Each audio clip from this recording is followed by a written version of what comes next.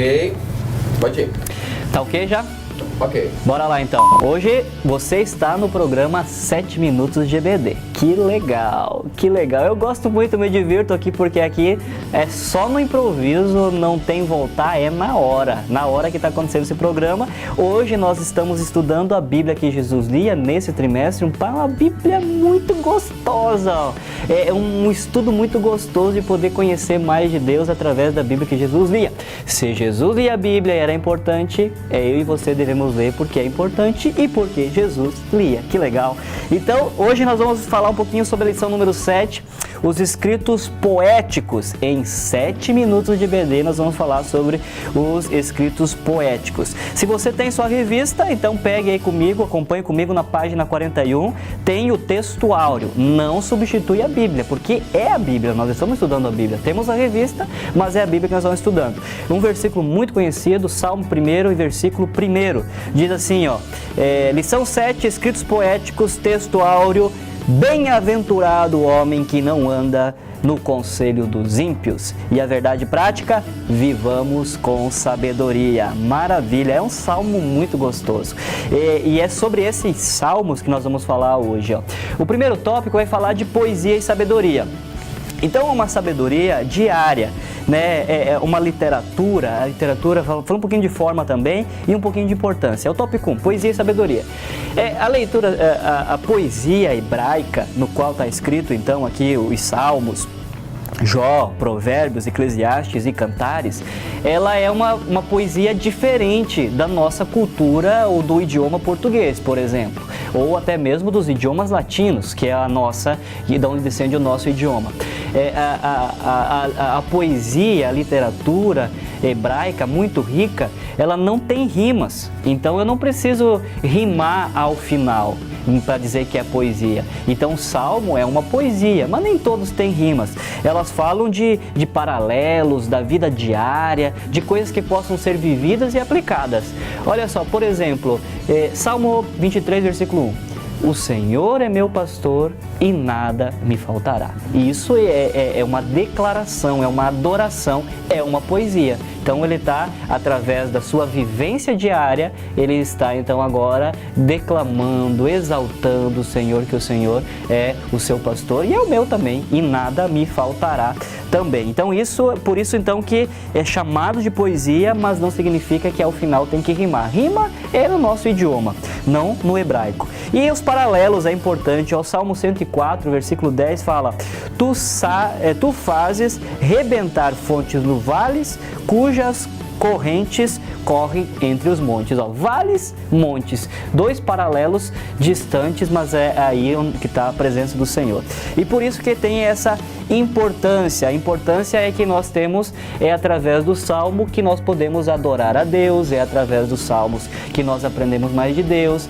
E não somente nos momentos de adoração, mas como se trata de coisas da vida diária, nós vemos paralelos entre dor, sofrimento, tristeza, alegria, exaltação. Então acontece tudo. Deus não tem interesse de esconder para o seu povo.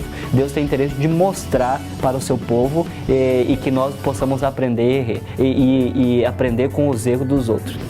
Uma vez uma tia minha me disse o seguinte, ela não era crente na época, ela disse assim: eu comecei a ler a Bíblia e quando eu cheguei naquela parte onde as filhas do pai coabitaram, tiveram relações sexuais com seu pai e bebedaram seu pai, estava falando de Jó e das suas filhas.